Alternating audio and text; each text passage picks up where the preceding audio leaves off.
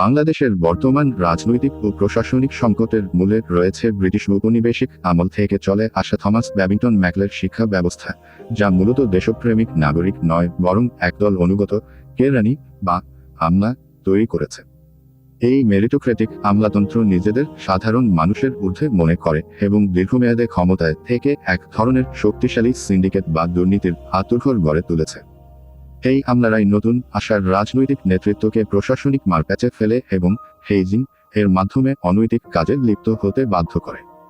দিন শেষে যাবতীয় দুর্নীতির দায়ভার রাজনৈতিক নেতাদের ওপর চাপালেও পর্দার আড়ালে থাকা আমলারা যাবতীয় সুযোগ সুবিধা ভোগ করে ধরাছোঁয়ার বাইরে থেকেছেন। শেখ হাসিনা সরকারের দীর্ঘ 16 বছর টিকে থাকার পেছনেও ছিল এই আমলাতান্ত্রিক হাল, যারা নিজেদের সাথে সরকারকে জনবিচ্ছিন্ন করে রেখেছিল এবং পতনের মুহূর্তে নিজেদের বাঁচাতে দ্রুত ভুল পাল্টে ফেলেছে। এই দুষ্টচক্র ভাঙতে তারেক রহমানের সরাসরি সচিবালয়ে অফিস করা এবং প্রতিটি কাজের তদারকি করার কৌশলটি অত্যন্ত সময়োপযোগী ও কার্যকর। এটি প্রমাণ করে যে যখন শীর্ষ নেতৃত্ব সরাসরি সক্রিয় থাকে, তখন আমাদের পক্ষে ভুল তথ্য দিয়ে বা ফাইল আটকে রেখে রাজনৈতিক নেতৃত্বকে বিভ্রান্ত করা কঠিন হয়ে পড়ে।